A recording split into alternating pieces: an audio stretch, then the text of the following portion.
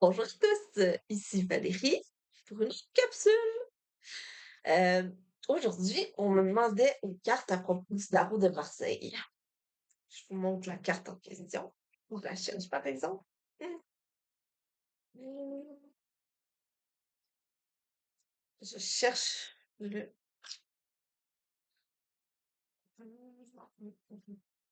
Juste ici. On me demandait pourquoi la carte du fou ou le mât n'a pas de nombre. Juste d'habitude, il y a comme un, un nombre ici, mais là, il n'y a pas de nombre. Ça peut être Elle peut être en avant ou en arrière de toutes les cartes. C'est aussi une carte qui symbolise l'indépendance. Un fou un peu indépendant, un peu insouciant, un peu dans l'infinity. Il a un beau bonnet sur la tête, il va de l'avant, mais toujours dans la folie. Donc, c'est une carte qui symbolise et reflète sa nature spéciale, sa signification dans le jeu du tarot.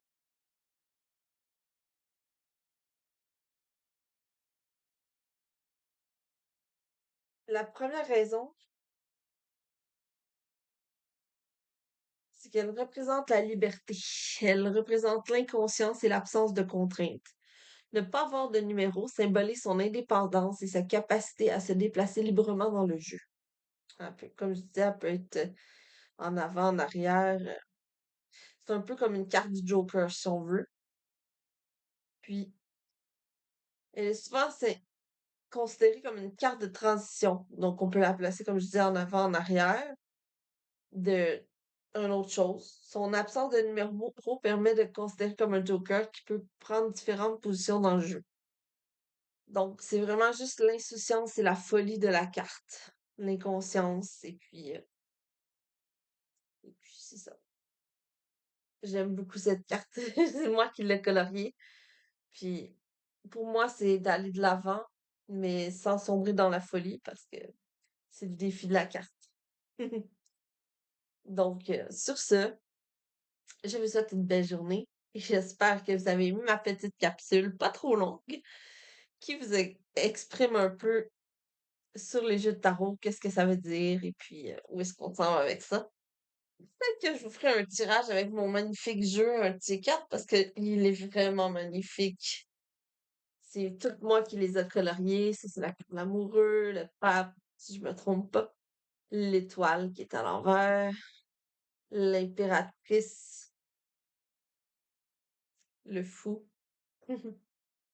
Ah, c'était pas l'impératrice, je m'excuse, c'était la papesse. Excusez-moi, celle-là, c'est l'impératrice. Celle-là, c'est l'impératrice, elle est magnifique. L'ermite, le diable, le monde, le jugement, le chariot,